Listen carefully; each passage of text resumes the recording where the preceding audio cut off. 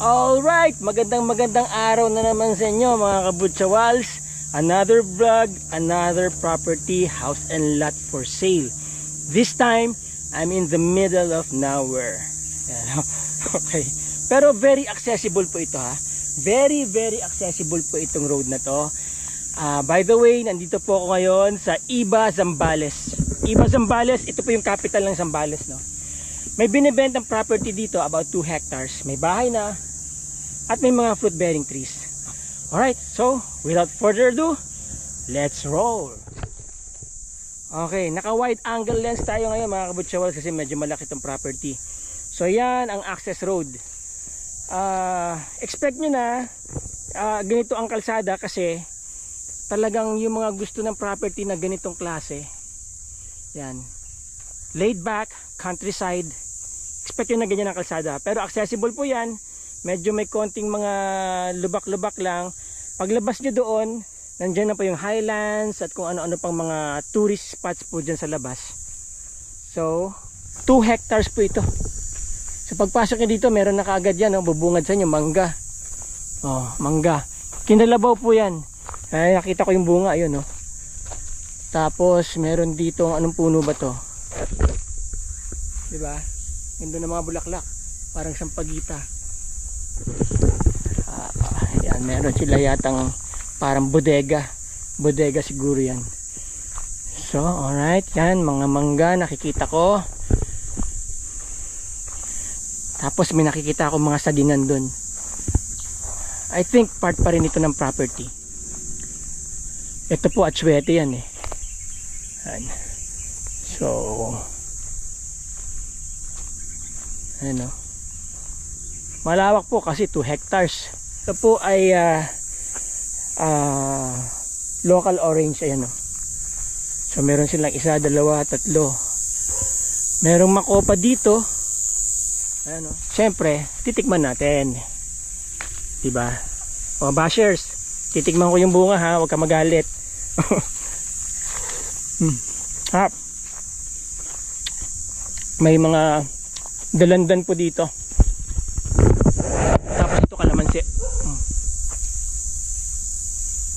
So makikita nyo yung difference ng kalamansi.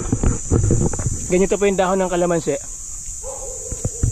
At ganito naman yung dahon ng dalandan, mas mapayat. Mas bukod dun sa gate sa labas, may gate din dito. So may mga mangga din po dito, no? May nakikita akong kasoy doon. Ayan. Ito. Mayroong ano dito, oh. May mga mulberries. Ayan, laki ng puno niya ng mulberries, oh. Hitik sa bunga. Diba?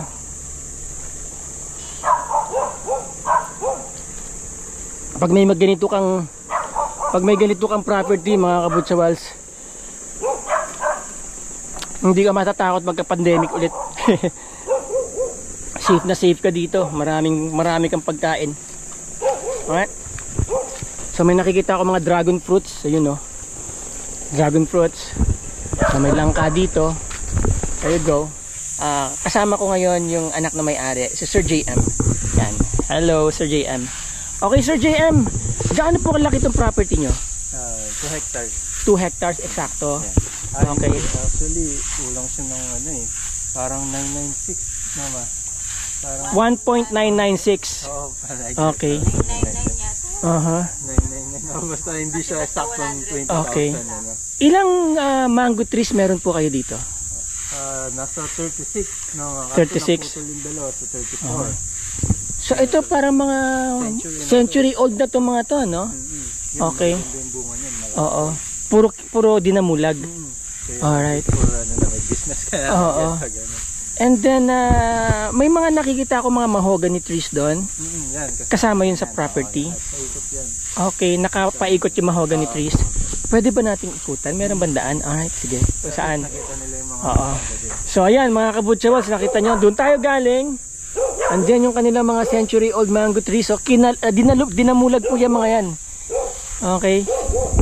Isa sa pinakamahal na mangga sa buong mundo. Kasi may mga variety po ng dinamulag eh. Merong Santa Elena, Ay, hindi. Walang So, hindi. Pero matamis. Oo, matamis talaga. Oo. Okay. Nalaban din nila. May sampalok po dito. Oo. Matamis ba yan sampalok nyo? Okay. Tapos itong pinadrill namin na tubig, Ah. 280 feet na to. 280 feet. Oo. So, meron ng tubig. Oo, meron ng tubig. Diyan nanggagaling ang inyong supply. Oo, Ngayon. kasi bago lang to pinapatest pa namin kung pwede na siya ngayon para tayuan na namin siya ng yung tank, filter. Alright. Naiinom na siya.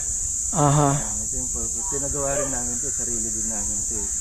Uh-uh. At least nakaano na 280 feet. Ilang feet? 280. 280 feet. Ilang tubo yun? Ang dami nun. Actually lahat ng tubo nandun sa ano, makikita mo lahat. Gaano kalaki yung tubo? Tag to 20 feet. Ay, yung ano? Yung diameter? 4. 4. Okay. Oo. May tubig na, no? Oo, meron. Okay. So, wala na kayong problema sa tubig, oh. Oo, sa kuryente. Oo, natap na nila yung tubig. Tapos yung kuryente namin, nakita mo hindi sa ito, ano lang to sa temporary lang to. Oo. Kumbaga, yung lahat ng kuryente namin nasa ilalim papunta dito sa bahay.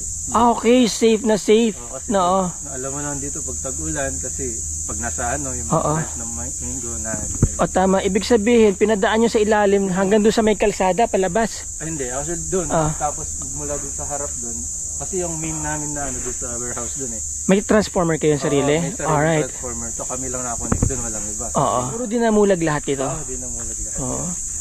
Pag nag-spray dito, swerte yung nandiyan. Swerte yung makakabili talaga nito. Oo, Sa talaga, totoo lang. may ano na siya kaagad, pa-spray lang yung mango. Would you mind if I ask you, telling me your reason for selling the property? Kasi before sa city talaga kami. Okay. Eh dito kasi na ano namin, okay siya dito lalo na nung pandemic. Yes, that's true. Sinabi ko nga kanina dun eh. Oo. Kaso ang problema kasi yung mga hospital, mga ano, Oo. siyempre sila mother ko Medyo, okay, yun ang Tapos yung pinaka-consideration ayoko niya. naman na mahirapan na siyempre wala naman ako dito. Oo. Medyo malayo sila. Oo. Kaya hindi ko rin na yung kumbaga gusto ko yung malapit kami sa mga So, hindi ka naka-base dito? hindi kasi Okay. medyo malayo kasi sa ano talaga sa city talaga kami nasanay.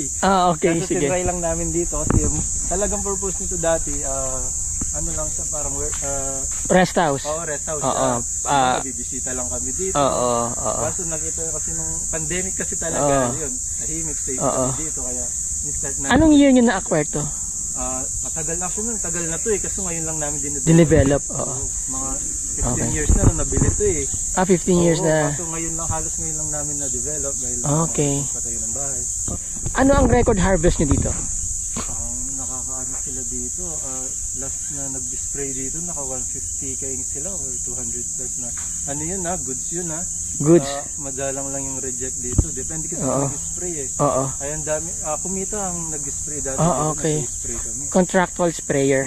Okay. Hindi kasi kami sarili. Hindi pa kasi kami familia kasi bago lang talaga. Oo, tama. Yan. Nung na-acquire nyo to, may mga mahogany trees na dyan? Or kayo na nagtanim? Hindi, meron na yan. Meron na. Yung mga mahoganies na yan, yan yung pinakabakod nyo. Oo, yan pa. Meron pa ba sa likod? Wala na? Wala na. So yan pinakabakod nyo. So may nakikita po ako mga pinya rin dun, no? Oo, meron. May mga pineapples dun. Okay. And then may mga kalamansi sila. Tapos may tanim kayong, ano yung tanim nyo dyan? Mais yan. Mais, okay. So may kalamansi dito. Alam nyo mga ma'am sir, ang kalamansi, tamang-tama meron silang magandang source ng tubig. Pag diniligan ng tubig yung kalamansi na yan, all year round mamumunga po yan, kahit summer. So bukod doon sa source yun ng tubig kanina na sinabi mo, may iba pang source kayo ng tubig dito? Nung una doon talaga nagpa-drill din kami doon. Oo. Kaso medyo mababaw lang siya. Mga nasa 80 lang. Oo. Then hindi siya clean talaga. Oo, hindi clean. Hindi pwedeng mainom. Pero papaligo. Oo. Kaya gusto namin kasi parang hindi na kami lumalabas. Bili ng tubig. Drill kami na sarili. Okay. Yung talagang alkaline yung pwede na siya ready to. Alright. So okay na, goods yung tubig doon. Tapos yung fish pond doon. Kasi hindi rin namin natapos. So ito yung mga kalamansi nila Akala ko may kakaibang bunga. Okay, ito yung mga kalamansi nila. Yan Ito po, ma-irrigate lang to ng husto. Mamumunga po ng mamumunga to all year round. Maghihitik po sa bunga yan. Yung kalamansi na yan. So andyan po yung mga mahoganies, yan yung pinakabakod nila. Tapos doon may fish pond. Yung source ng tubig nyo doon, saan galing? Hindi, ano yan? Balon lang. Balon to. So may tubig din yan. Ngayon. Namin ng mga tanim namin. Okay. Silipin natin. Oh, may tubig dito kasi ayan oh, may mga gabi. Alright. Ayun oh. Oh. Hindi ba naubusan to? Hindi naman. Mga kunwari, inubos mo mga ilang ilang oras may tubig na naman. Napakalaking bagay niyan. Meron kayong source ng tubig sa lugar na to. Okay? When there is water, sabi nga nila, there is life. Alright. So, tingnan natin yung kanilang fish pond. Yan. Oh, meron na kayong panggata, oh. Diba? May gabi na kayo. Then, merong buho dito. Remember yung last vlog ko? Diba? Yung 32M na property. Oh, ang lalaki ng buho doon. Ito maliliit. Pero ang advantage nito, mas maano yata yan, mas matitigas. So, ito yung fish pond nila. Ayan, oh. I-develop nyo na lang ng konti ito. Oh. Diba? May source kayo ng tubig doon. 280 feet. Hindi na siguro mawawala ng tubig yun. May source kayo ng tubig dyan. And if I were you, let's say, halimbawa ako, may pera, mag-invest ako dito. Mag-i-invest din ako sa solar power. Para yung nagkakarga ng tubig dito, continuous lang, tuloy-tuloy. Or, pwede kayong maglagay, pwede nyo po lagyan ng ng windmill. Para to give you an idea, kung paano nila tinanim yung mga mahogany nila. Yan po yung bakod. Okay, nakita nyo yung bakod, yan oh. So ito po yung mga mahogany trees, nakalinya, di ba? Oh. Nakalinya yung mga mahogany trees, ayan oh. Kaya maganda yung tubo ng mga puno, dire-diretso. Yung iba po dito pwede nang harvestin, no? Oh. So ayan yung bakod, tapos dito may mga mahogany trees pa dito sa gilid, ayan oh. Naka-formation talaga oh. Okay? Doon tayo galing kanina. Yan yung fish pond. Yun yung bahay. Okay, so may mga nakita pa ako medyo slopey pababa doon. Mga mangga rin nando doon. Yung may malaking puno ng mangga sa gate. Oo, yun. Tapos ito palayan na rin yan. Ang palay. Ibig sabihin pwede kayo magtanim ng palay dito? Dati palay ang nakatanim dyan. Okay. Wala lang kasing magtatanim na kaya. Mga kabutsawals, palay sa bundok. Bihira yan. Oo, kaya nga sabi nga dito, pag tumira ka, masipag ka lang. Masipag ka lang, hindi ka magugutom. Oo. Okay. So yung mga gustong gawing retirement place to, 'di ba? Napakaganda ng lugar nito. Oo. Ang accessibility niya walang problema. I just want to tell you na medyo malayo nga lang siya sa bayan. Pero hindi naman ganun kalayo, no? Oo, hindi naman siya ganun kalayo. Unlike doon sa mga ibang properties na vlog ko, talagang nasa downtown. Okay. Ito, if you want to experience a countryside life nga, a very laid back life, this is the place to be. Yan ang dinamulag nila dito. Pakihawak mo ate. Pakikita mo sa kanila. Kapag ka nabili nyo po itong property na to, yan po ang inyong haharbisin. Nakita nyo kung gaano kalaki. Yan ang dinamulag na sinasabi oh. Isang mangga pa lang yata, halos magkalahating kilo na. Di ba? Ayan. Alright, sir, pwede bang tour mo ako sa loob ng bahay? Sige, oo. Ito po yung bibili nyong bahay kasama po dun sa property. Yon. Okay. Yan. Sir, yung bahay na to, kailan pa to tinayo? Actually, yung nito, mga 5 years na. 5 years pa lang? Itong taas lang na to. Itong taas. Kasi yung mga yun, bago lang. Mag-2 years pa lang. 2 years pa lang yung mga ibang improvements. Ito kasi yung unang kasi dapat warehouse lang talaga. Okay. Ito, kaya laging nag-extend na siya. Kumbaga ito yung unang house. So sir, kapag ka binili nila, may mga maiiwan bang gamit dito? Meron. Ito mga mga TV rack, mga parador, cabinets, mga ganun. Oo. Ito yung mga kitchen namin. Kitchen, okay. So, ang ganda ng bahay, oh. Cozy.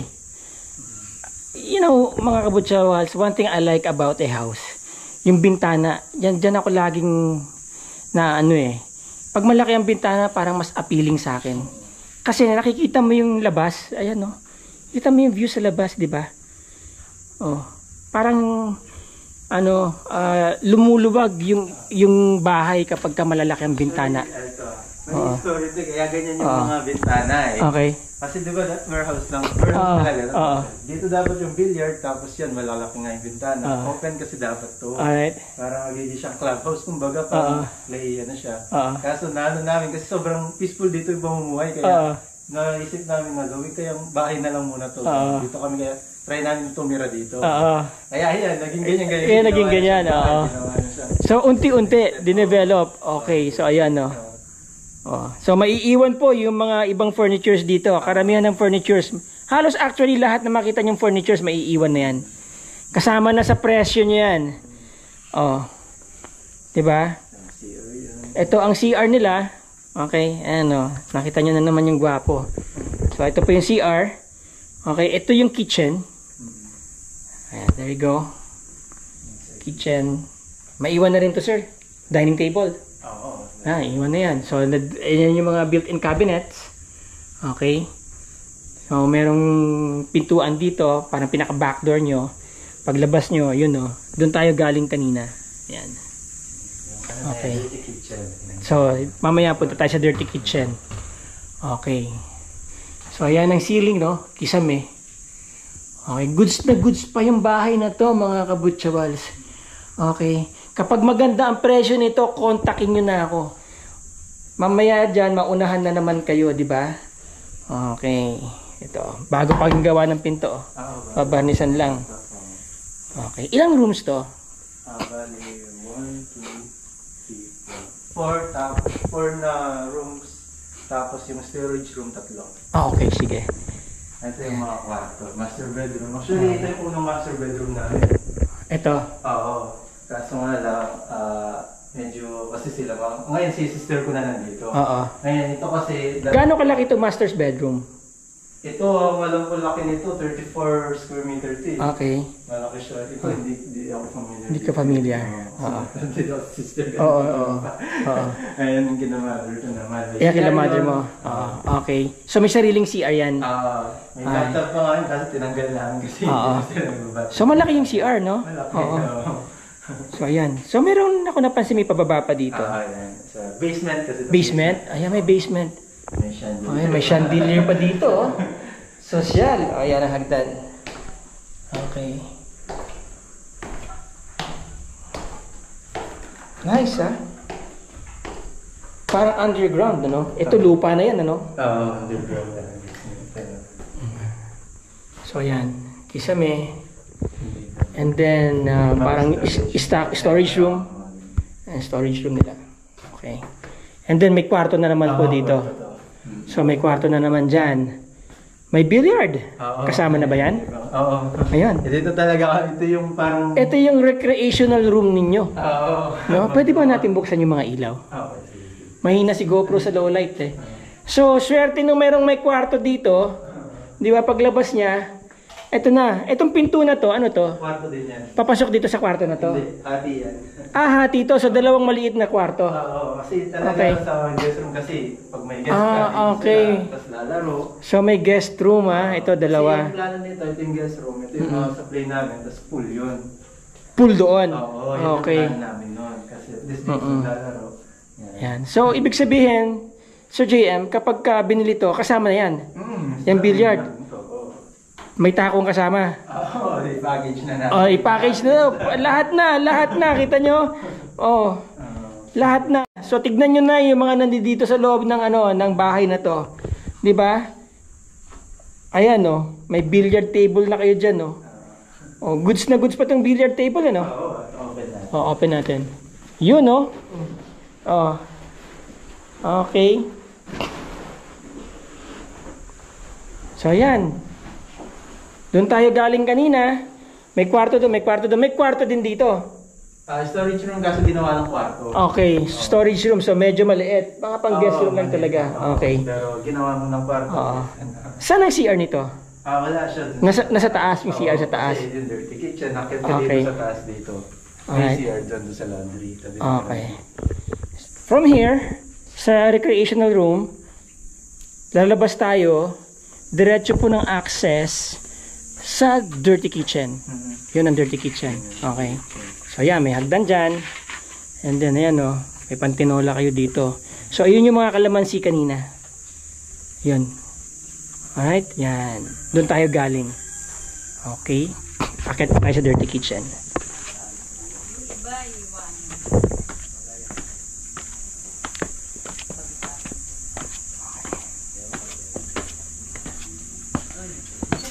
So yan, meron pa kayong pwede mga ilagay dyan, no? Diba? Yan ang view dito. Diba? Okay. So ito yung likod ng master's bedroom. May sliding door doon. So palalagyan na lagyan ng railings. And then there you go, diba? Meron ka ng mini porch. Kitang-kita yung view doon, ano? Tignan ko nga muna, Sir JM. So from master's bedroom, pwede kayong lumabas dito. And then ito ang view nyo dito, ayan, no? Makikita nyo yung mga alagang kalamansi. So railings na lang po ilalagay dyan. And then that's it. So may suha dito, kalamansi.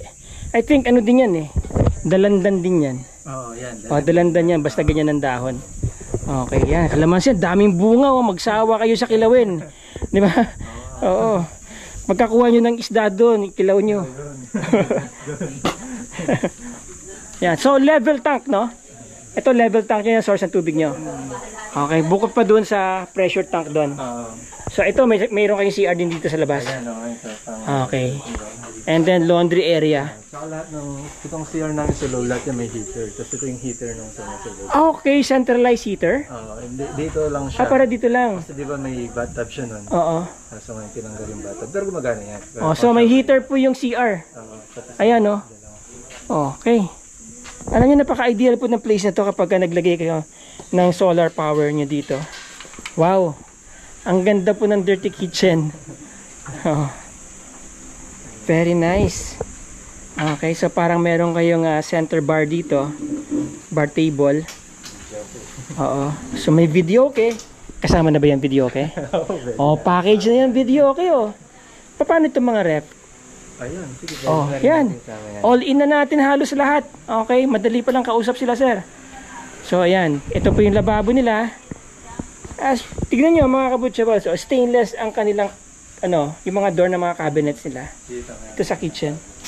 Stainless, oh. Lifetime na to. Diba? Sliding. Okay. And then, ito yung lutuan, lababo. Alright. May kasama pa kayong gas range. Ano to, sir? Cabinet. Cabinet din, puro cabinets. Okay, so dining table. Diba? So ito ang view dito, mga kabutsyawals. Ayan, no? Screen namin. Dati yung kasi. Naka-screen na. Kahit matulog kayo dito, hindi kayo lalamukin. Ayan, no? So may labasan doon, Lumabas sila doon, sir? May pinto doon, may pinto dito. Ang sarap tumambay dito, sir. Ang sarap tumambay dito. Ayan, no? Tingnan mo, kaya presto. May insulation pa. Okay. So, sir, dating tayo sa specifics ng place, Okay, sir. Yan, nakita na natin, napasara na natin. I would say napakaganda talaga ng farm niyo, sir. Napakaganda, maganda yung lugar. Para doon sa mga taong gustong ma-experience o tumira sa mga ganitong klaseng lugar. Countryside, laid back. Ang daming pwedeng gawin, no? Kung ako lang, gusto kong tumira dito dahil naranasan natin yung pandemic, di ba?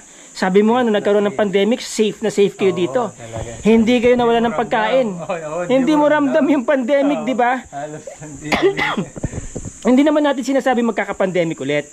Pero kung nung may pandemic nga, safe na safe kayo dito pagdating sa pagkain and survival, what's more kung walang pandemic, right? Okay.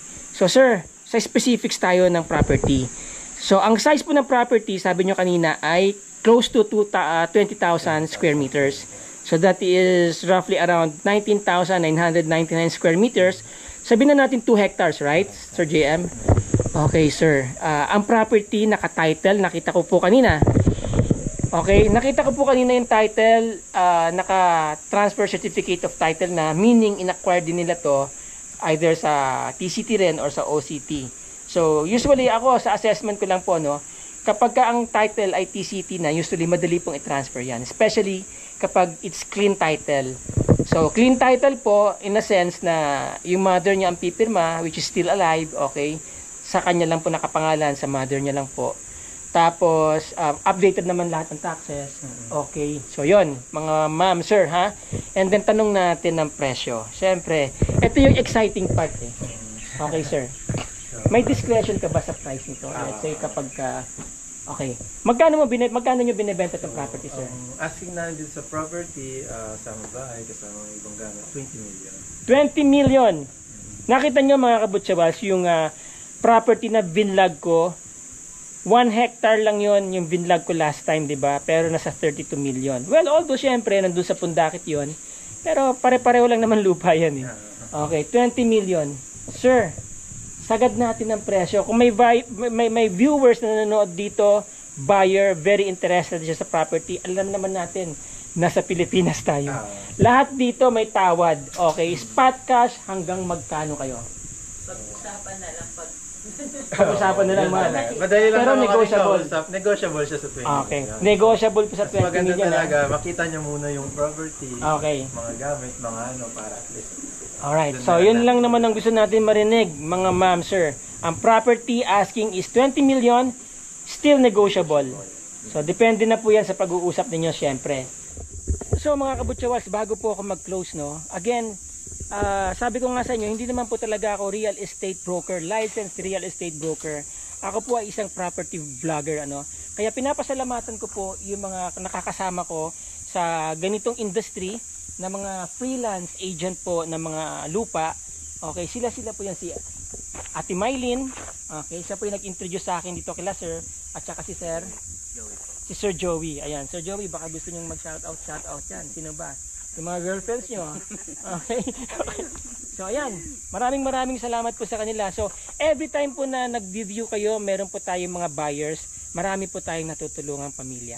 Maraming salamat po sa inyo, mga viewers at mga buyers dyan. Okay?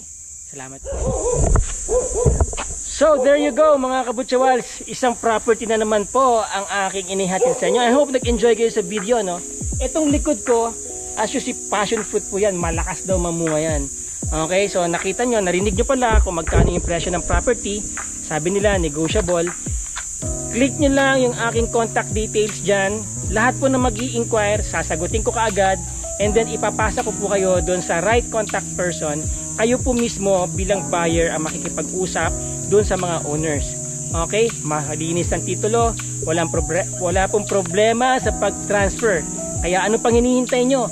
Click nyo na po yan, mag-usap tayo. And by the way, yung pong mga gusto pa-vlog ng kanilang mga properties, around Zambales lang po muna tayo, ha. Hindi po tayo pwede lumabas. Okay. Kasi may mga iba po kasi nagre-request, sabi nila, doon daw sa Cavite, sa Davao. Mga sir, mga ma'am, antay lang po kayo dyan, darating po ako dyan.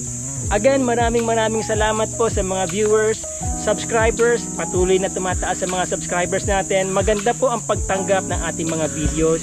And I hope lagi po kayo nag-i-enjoy sa ating mga uploads. Maraming salamat po, especially doon sa mga kababayan natin na nasa ibang bansa.